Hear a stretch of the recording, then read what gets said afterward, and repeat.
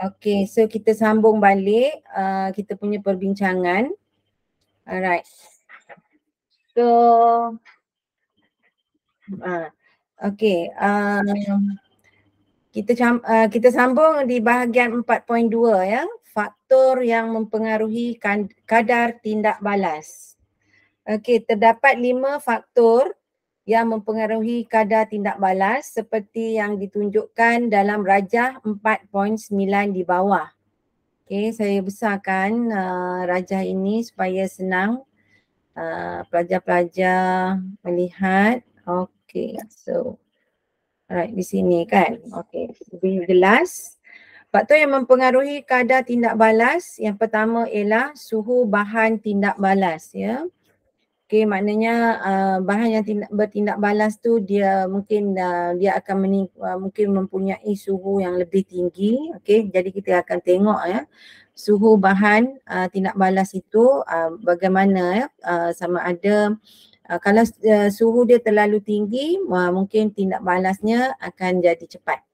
Okey, seterusnya kita melihat kepada yang kedua iaitu saiz bahan tindak balas yang berbentuk pepejal. Okey, saiz bahan tindak balas yang berbentuk pepejal. Yang mana yang lebih cepat? Pepejal, cecair ataupun gas untuk bertindak balas. Okey ya, pepejal, cecair ataupun gas. Alright, kepekatan bahan tindak balas. Yang lebih cair dan yang lebih pekat, mana lebih cepat bertindak balas. Okay, nanti kita tengok dari eksperimen 4.1 ini.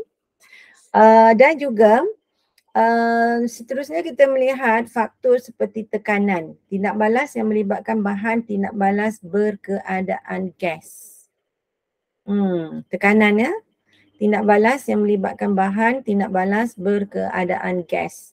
Dan yang akhir sekali yang kelima ialah kehadiran mangkin. Tahu mangkin dia mempercepatkan lagi tindak balas antara dua bahan. Itu kita panggil mangkin. Okay, so di sini awak boleh lihat kesan suhu bahan tindak balas terhadap kadar tindak balas. Okay, dia akan buat eksperimen tentang suhu dahulu, mungkin seterusnya dia akan melihat kepada faktor-faktor yang lain. Kesan suhu bahan tindak balas. Apabila suhu bahan tindak balas meningkat, kadar tindak balas juga akan meningkat. Okay, maknanya lebih cepatlah.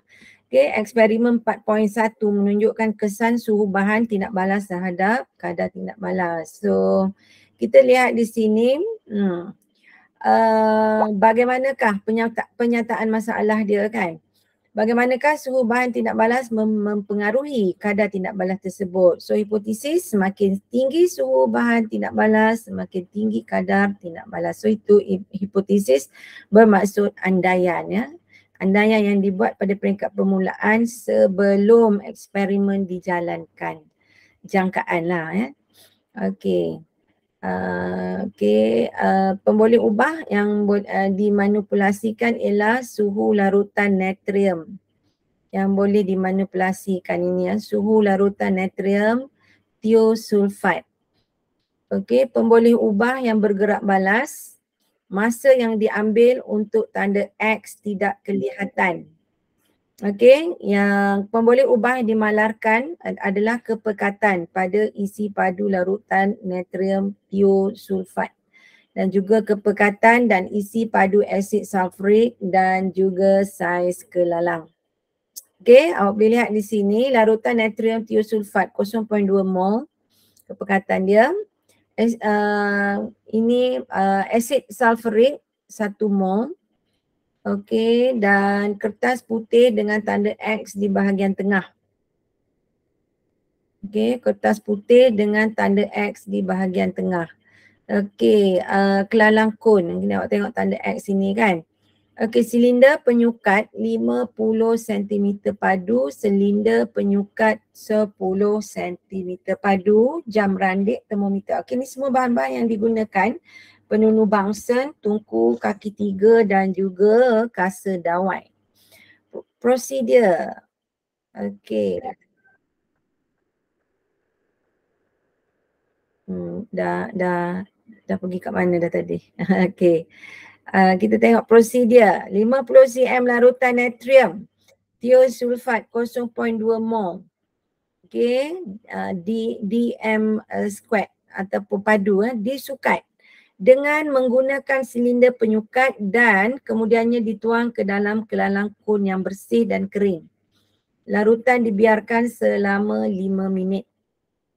Suhu larutan natrium thiosulfat disukat dan dicatatkan dalam jadual yang disediakan.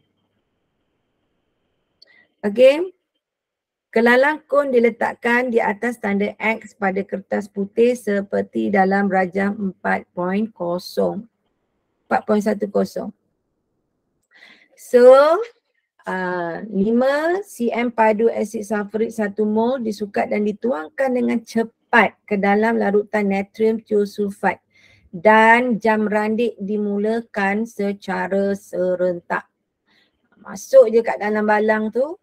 Okey, nak tengok apa yang berlaku. Tanda X diperhatikan dari atas ke lalang dan kun seperti dalam rajah 4.11. Okey, kita lihat apa yang berlaku. Okey, mata tu betul-betul kat atas ni kan. Tapi kena hati-hati jugalah sebab ni bahan kimia kan. Okey, mata kelalang kun. Larutan natrium dicampur dengan larutan natrium thiosulfat dicampur dengan asid sulfurik.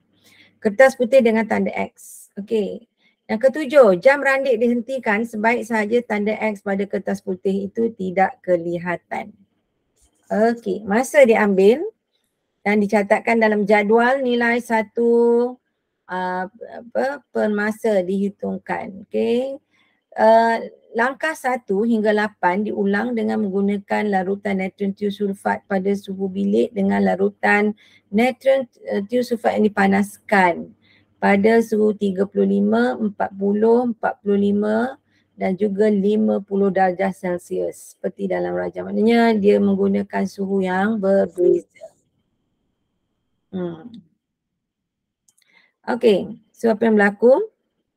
Pada suhu bilik, ini dapatan dia, keputusannya. Suhu larutan natrium pada suhu bilik, masa yang diambil ialah untuk menghilangkan tanda X ini. Pada suhu bilik 18.5. Mungkin lambat sikit lah pada yang lain-lain ni kan. 35 darjah, kena tengok dengan cepat lah. Bila 35 je tengok berapa masa yang diambil lah. Mungkin ada stopwatch kat situ kan. So 9.5 pada 40 suhu larutan natrium pada darjah Celsius 40 ini masa yang diambil ialah 7 saat. Pada masa yang suhu larutannya adalah pada 45 darjah ni berapa masa yang diambil dan seterusnya kan. Ni per saat. Suhu bilik. Ini satu per masa per saat tadi lah. Ini kan, ini per saat ni. Analisis data. Graf suhu melawan masa. Ini suhu menegak paksi Y dan masa adalah paksi X mendatang.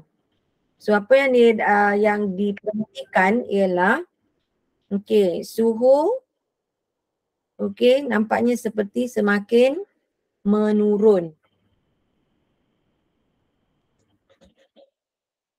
Awak tengok kat sini kan 18.5 suhunya adalah berapa? Ini 18.5 suhu bilik. Dia tak chart lah 18.5, so dia terus ambil yang mana ni. Ini chart dia adalah menunjukkan apa? Masa 18.5, sorry ya. Ini masa 18.5. Bacaannya adalah berapa? Suhunya ialah suhu bilik. Suhu bilik berapa suhu bilik? Biasanya suhu bilik berapa bacaan dia? 36. Kalau awak tengok kat sini 36. sorry. Suhu bilik di sini yang diambil ialah, awak boleh lihat kat sini ya. Abbas you tengok sini adalah 26 kan. 26 darjah Celsius kat sini ya. Ini suhu bilik. Okey, lepas tu dia dapat 35 suhu pada kedudukan berapa? Di sini. Lebih kurang lah 9.5 di sini ya. Lebih kurang 9.5. Okey, masa yang diambil 9.5 dan suhunya ialah 35. Okey, seterusnya. Masa yang diambil ialah 40. Bukan. Masa yang diambil, sorry ya, 7 minit. Saya baca dah terbalik dah. Ini masa 7 minit. Okey, 7 minit. Kawasan sini 7, tag kat sini. Dan bacaan suhu adalah 40. So seterusnya 5.5. Okey, 5.5. Okey, 5, 6, 7, 8. Macam mana dia chart ni? Ni ada 4 kan. Okey, so lebih kurang 5.5 di sinilah dia ambil ya. 5.5. Bacaannya 45. Dan seterusnya ialah saat yang ke 4.5. Bacaannya lebih kurang di sini. Dan suhunya ialah 50. Itu dia catat ya. Okay, so awak boleh lihat di situ. Maksudnya ialah suhu akan menjadi lebih tinggi dengan lebih cepat. Di sini ya, lebih cepat masa yang diambil suhu dalam kedudukan yang lebih tinggi. Okay, alright. So, berdasarkan graf, apabila suhu bahan tindak balas larutan natron tiosulfat, ini dipanggil apa ni? Pi. Semakin meningkat pada masa tindak balas, masa untuk tanda X tidak kelihatan, T semakin berkurang. T adalah time kan? T ya, time masa kan? Okay, so ini adalah adalah suhu ini ya. Ini represent untuk suhu ini kan? Okay, tanda ini. T adalah time.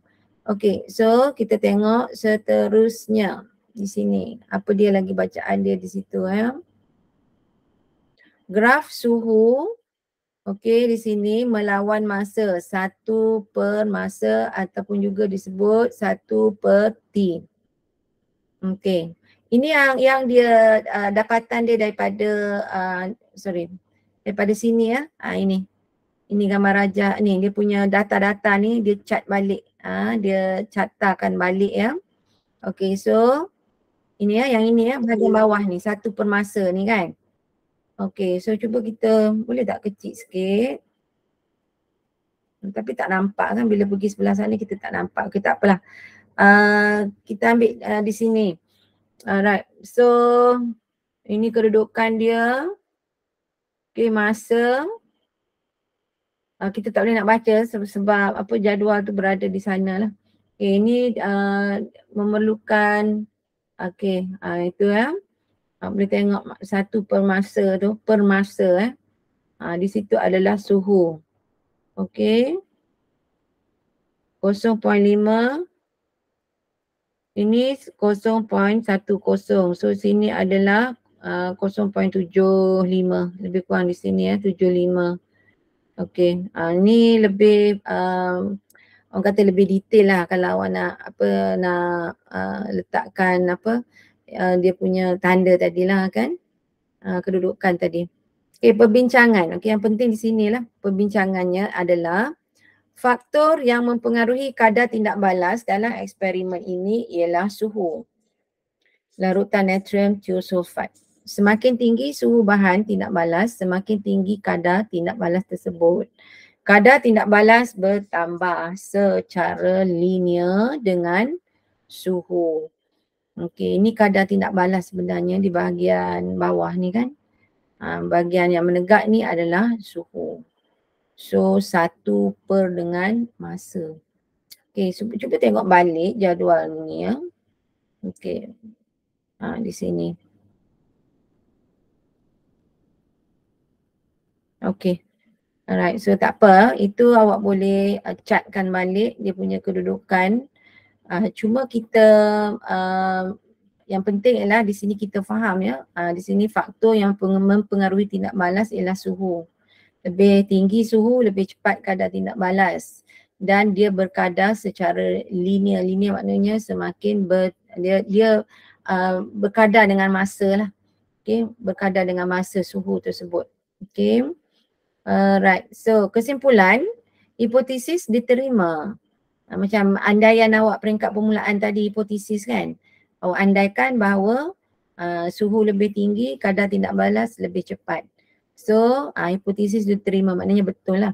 Semakin tinggi suhu bahan tindak balas, semakin tinggi kadar tindak balas tersebut.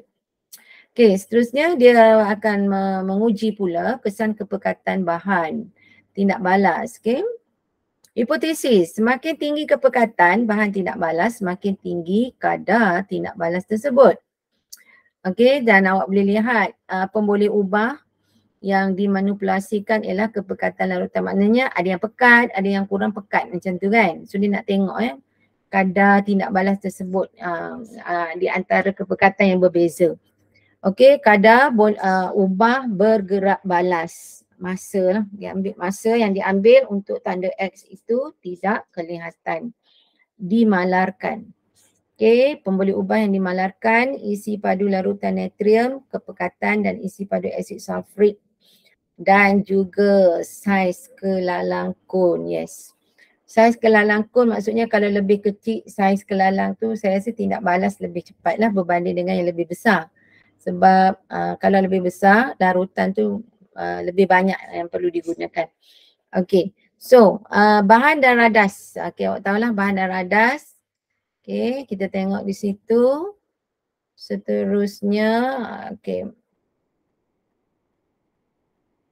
Apa yang berlaku di situ, okay. Prosedur 50 cm padu larutan natrium thiosulfat 0.2 mol. Okay, DM padu disukat dengan menggunakan silinder penyukat dan kemudian, okay, ini prosedur dia lah. Apa yang dibuat kan. So dia masukkan semua bahan-bahan tadi dan dia akan ambil masa lah.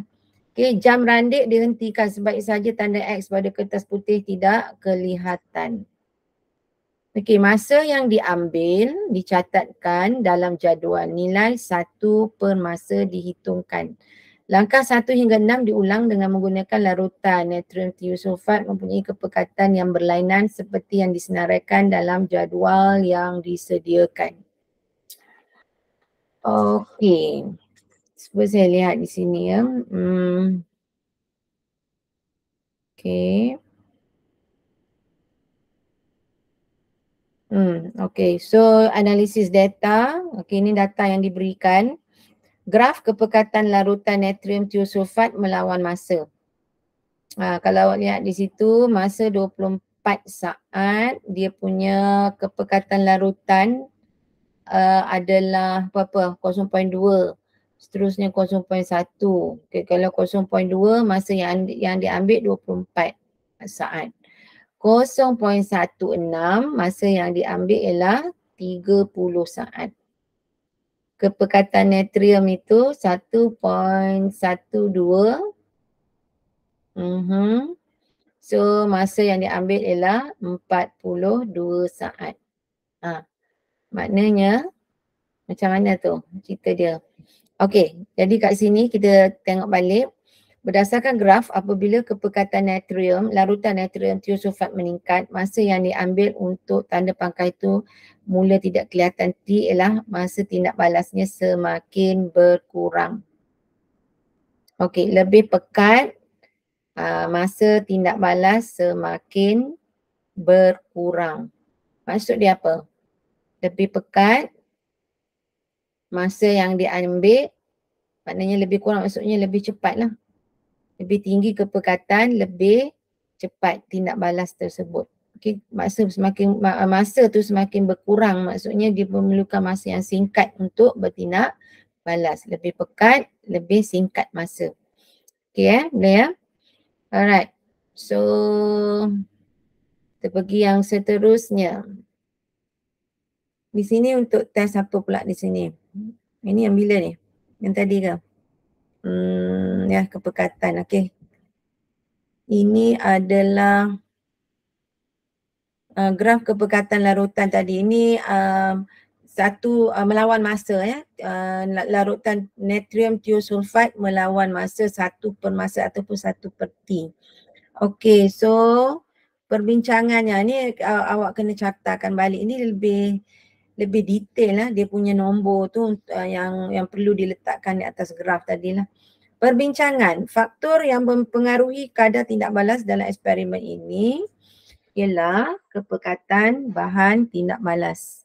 Semakin tinggi kepekatan bahan tindak balas, semakin tinggi kadar tindak balas tersebut. Semakin pekat, semakin cepat. Okey, kadar tindak balas bertambah secara linear dengan kepekatan larutan natrium. Okey, kesimpulan, hipotesis diterima. Maknanya pada peringkat permulaan hipotesis anda mengatakan bahawa lebih pekat, lebih tinggi kadar tindak balas lah. Okey ya. Seterusnya adalah untuk mengesan saiz bahan tindak balas pepejal terhadap kadar tindak balas tersebut.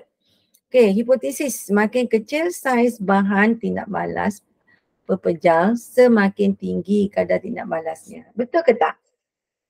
Semakin kecil, semakin tinggi kadar tindak balas. Okey, betul lah tu kan? Okay, cuba kita tengok di sini kan. Tak apalah, kita tengok dulu.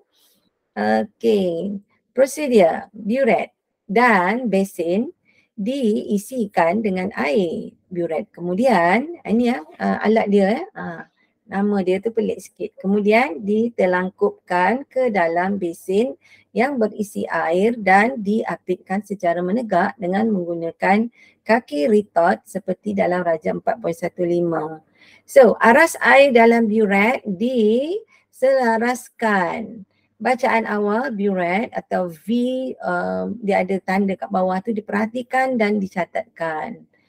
Okay, so awak boleh lihat dia punya apa tu asid hidroklorik cair 0.1 mol dimasukkan dan dilihat yang mana yang lebih cepat berlaku tindak balas. Okay. Bacaan burette diperhatikan apabila 30 cm padu gas dikumpulkan di dalam burette, jam randik dihentikan. Bacaan jam randik dicatatkan dan diperhatikan. So, awak tengok ya antara kedua ini, okey, langkah 1 hingga 6 diulang dengan menggantikan ketulan marmar yang bersaiz besar dengan cebisan marmar yang bersaiz kecil dengan jisim yang sama. So maknanya dia gunakan saiz marmar yang berbeza. Keputusan, saiz marmar, ketulan marmar yang bersaiz besar, masa yang diambil adalah 60 saat. Betul tak? Masa yang diambil untuk mengumpul 30 cm padu gas. Okey, ketulan marmar mengambil masa 60 yang bersaiz besar. Cebisan marmar yang lebih kecil mengambil masa 20 saat. Okey. Mengambil masa 20 saat. Okey, maknanya kat sini awak boleh lihat cebisan marmar yang bersaiz lebih besar, lebih besar yes. Masa yang diambil lagi lama lah. Faham je kan, lebih besar lebih masa lah untuk nak menukarkan benda tu. Maknanya lebih kecil lebih cepat. Itu memang kita kata understood kan, senang faham lah kan benda tu kan, lebih kecil lebih cepat tindak balas. Lebih tinggi suhu lebih cepat. Lagi tadi apa? Yang kedua tadi kita buat. Okay, alright. Di sini ada pengiraan yang dilakukan di sini iaitu nombor 2A, kadar tindak balas bagi tindak balas yang menggunakan ketulan marmar bersaiz besar dan asid hidroklorik. Okey, isi padu gas yang dikumpulkan ialah 30. Okey, 30 isi padu gas. Okey, dan dibahagikan dengan 60 masa yang diambil. So hasilnya ialah 0.5 cm padu per saat. Itu gas gas yang dihasilkan. Awak boleh buat pengiraan untuk isi padu gas itu berlawan dengan masa.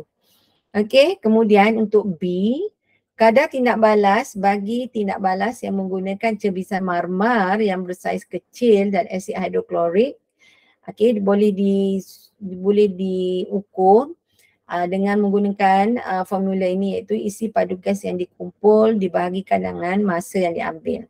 So isi padu gas untuk yang ini cebisan marmar kan. Okay, isi padu gas yang dikumpul ialah 30, tapi masa yang diambil lebih singkat, iaitu bagi dengan 20. So awak dapat 1.5 cm padu per saat.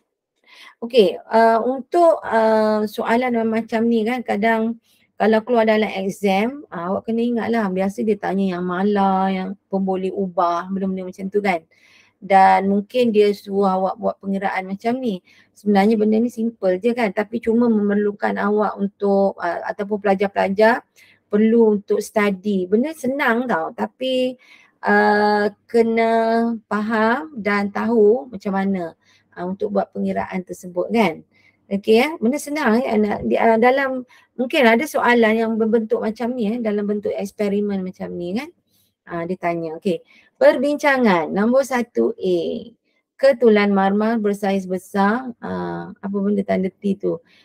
Lebih besar, mungkin dari segi masa kot di situ ya. Okay, T ya. Cebisan marmar saiz kecil. Kadar tindak balas yang menggunakan ketulan marmar yang bersaiz besar dan asid hidroklorik lebih kecil. Awak tengok ada tanda tu, lebih kecil daripada tindak balas bagi tindak balas yang menggunakan marmar yang bersaiz kecil dan asid hidroklorik. Okey, nampaknya di situ okey,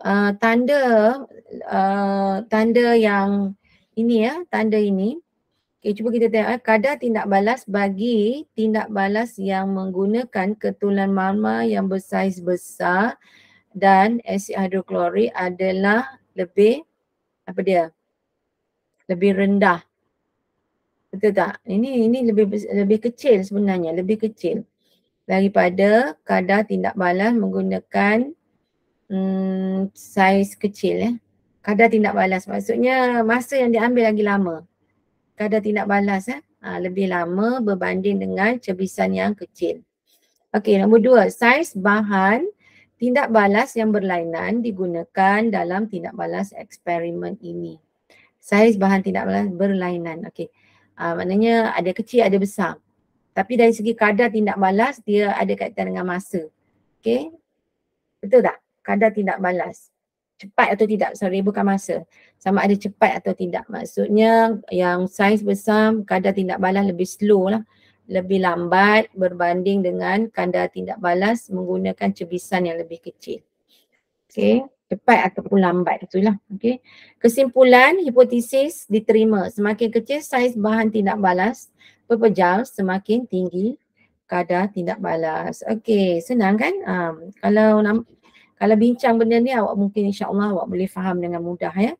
Kesan kehadiran makin terhadap kadar. Ini memang terbuktilah kalau guna makin ni, tapi ada eksperimen juga di sini.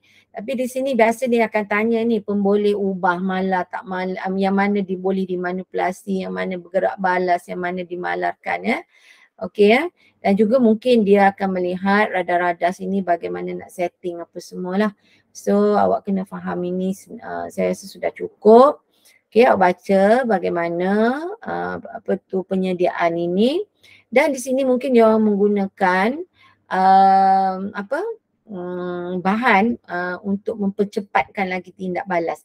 Maksudnya ada yang tidak menggunakan bahan itu dan ada yang dimasukkan bahan tersebut.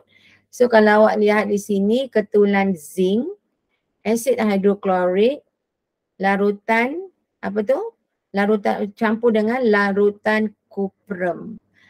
Tapi di sini ada ketulan zinc, ada asid hidroklorik tetapi tidak ditambah dengan yang ini ya, tidak ditambah dengan larutan kuprum sulfat.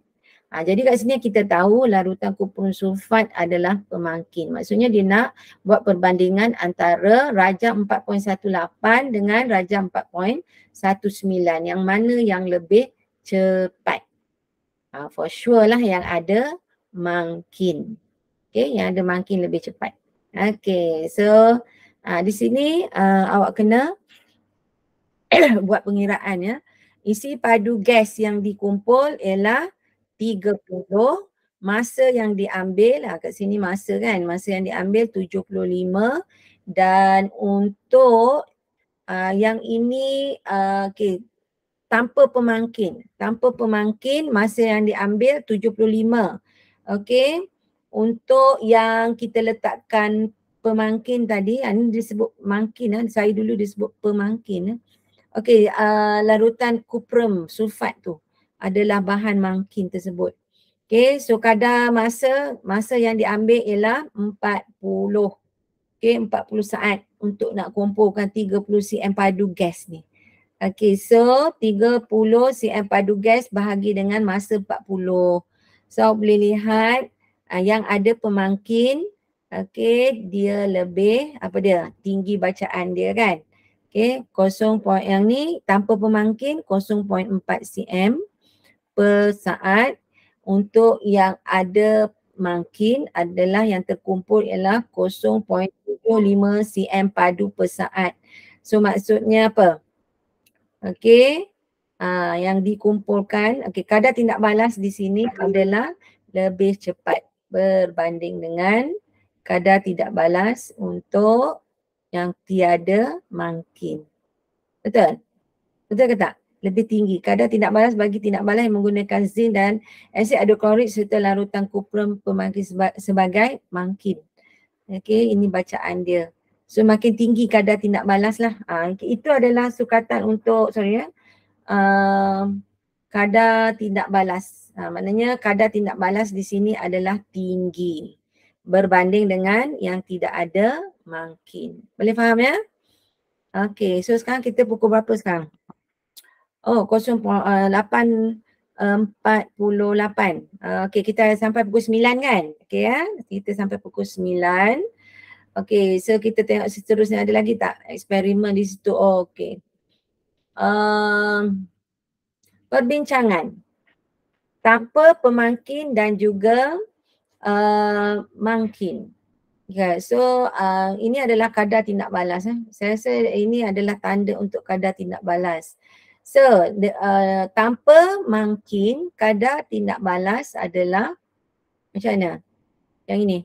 Kadar tindak balas bagi tindak balas yang menggunakan zinc dan asid hidroklorik tanpa mangkin, kadar tindak balasnya adalah lebih rendah berbanding dengan kadar tindak balas yang mempunyai mangkin, iaitu kuprum sulfat.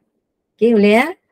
Ini kadar tindak balas lebih tinggi yang mempunyai mangkin berbanding dengan yang tidak mempunyai mangkin. Kesimpulan, hipotesis diterima jika mangkin hadir, maka kadar tindak balas adalah meningkat. Kesan terhadap kadar tindak balas, kesan ya. Okey, satu faktor lagi yang mempengaruhi kadar tindak balas ialah tekanan. Okey, tekanan mempengaruhi kadar tindak balas.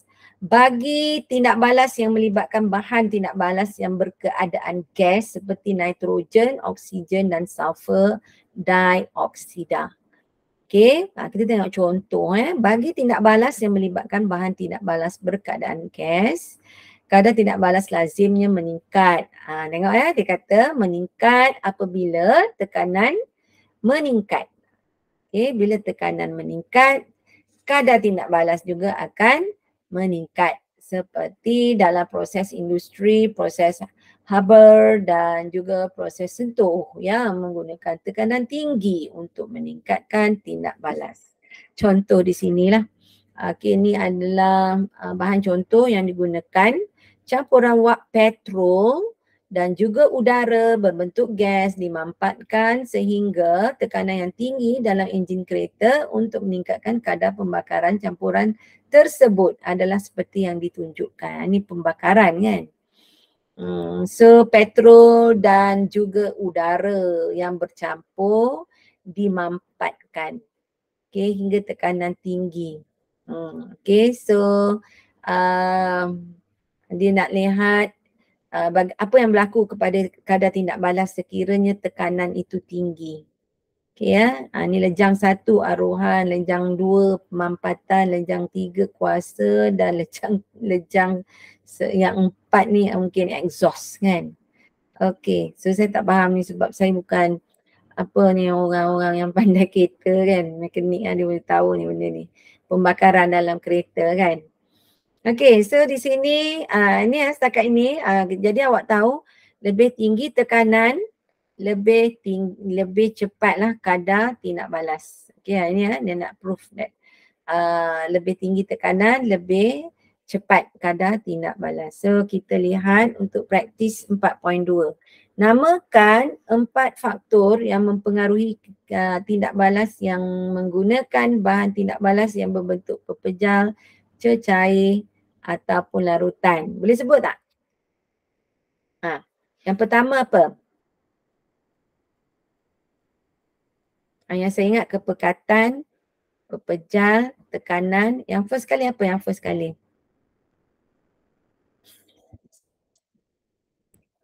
Suhu, betul tak? Suhu, kepekatan, saiz, saiz tindak balas yang digunakan dan juga sama ada mempunyai mangkin ataupun tidak.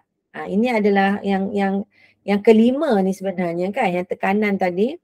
Yang tekanan tadi adalah yang kelima ya. Dia minta 4 yang pertama tadi. Yang pertama, first 4 yang kita bincang tadi ialah suhu, kepekatan, lagi apa?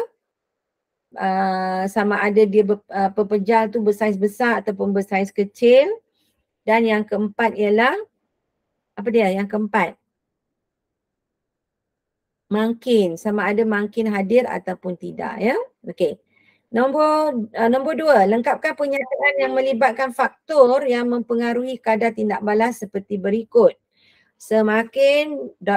suhu bahan tindak balas, semakin rendah kadar tindak balasnya. Jawapan untuk A. Siapa nak bagi jawapan untuk A?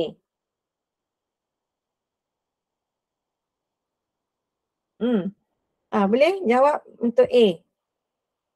Tak ramai datang 5 orang. 3 orang je ada. Tapi tak apa, saya ucapkan terima kasih banyak-banyak kepada pelajar-pelajar yang hadir. So okay, ini adalah satu ilmu kan yang percuma in fact daripada kita kena bayar untuk pergi tuition, betul tak? Okay, tapi mungkinlah kalau cikgu di sekolah membincangkan topik yang lebih advance, jadikan ini sebagai ulang kaji ya, revision kepada pelajar-pelajar semua, okey? Okey, dapat tak jawapan tadi? Dekat mana dah tadi ni? Dah hilang dah tadi nombor tadi kan? Okey, yang this one. Okey, nombor 2A, semakin ... bahan suhu bahan tindak balas semakin rendah kadar tindak balas. Okey, semakin apa tu? Rendah atau tinggi? Siapa nak jawab? Rendah atau tinggi? Kenapa tak keluar present? Tinggi.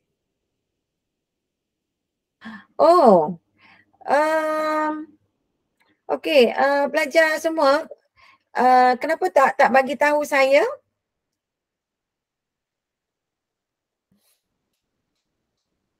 Ya Allah.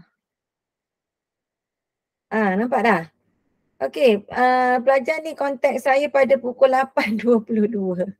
Okey, patutnya pelajar kena bagi tahu saya tak ada presentation dalam skrin. Okey, awak boleh gunakan dalam WhatsApp baliklah, refer balik dalam WhatsApp. Saya ingat awak nampak ya, sorry. Okey. So, nampaknya mungkin malam ni tak nampak di bahagian skrin ya. Okey, cuba tengok soalan ini nombor 2. Okey, saya rasa awak dah nampak. Sebab tu semua senyap ya. Halo? Semua senyap. Awak ni kan, itu satu hal lah dengan pelajar. Abbas, daripada tadi nampak tak? Tak. Kenapa tak bagi tahu? Awak diam aja okey, awak yang rugi. Tak nampak. Okey, dengar saya bercakap je lah. Okey, tak apa. Okey, kita tengok soalan ini. Semakin rugi ya, tak nampak tadi ya. Banyak yang saya bincangkan tadi. Tak ada yang bersuara. Okey, 8. Okey, saya pun saya baca ikut buku tadi, bagus. Alright, maknanya awak refer balik pada nota yang saya bagilah. Okey. Boleh dapatkan dalam WhatsApp ya. Okey, yang nombor 2B, semakin kepekatan bahan tindak balas, semakin rendah kadar tindak balas tersebut.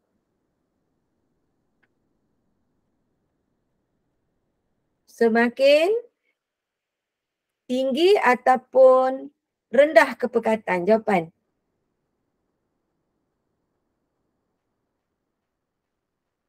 Lahai. Semua diam Allah. Cuma mungkin kot saya tak buka ini ya, bahagian mesej anda. Okey. Rendah cikgu. Ya, semakin rendah, betul. Semakin rendah kepekatan bahan tindak balas, semakin rendah kadar suhu tindak balas. Okey, 2C. Semakin saiz bahan tindak balas, semakin tinggi kadar tindak balas tersebut. Tinggi ke rendah? Semakin tinggi, semakin besar saiz ataupun semakin kecil saiz bahan tindak balas? Lebih besar ataupun lebih kecil? Jawapan? Besar. Lebih, okey, ini adalah untuk C ya. Okey, C, semakin saiz bahan tindak balas semakin tinggi kadar tindak balas. Okey, awak kena ingat lebih kecil bahan saiz tadi, kadar tindak balas lebih tinggi. Lebih kecil ya. Okey, nombor 2C jawapannya lebih kecil. Ya, maknanya lebih kecil lebih senang lah dia hancur. Kalau lebih besar ambil masa yang lama nak hancur kan.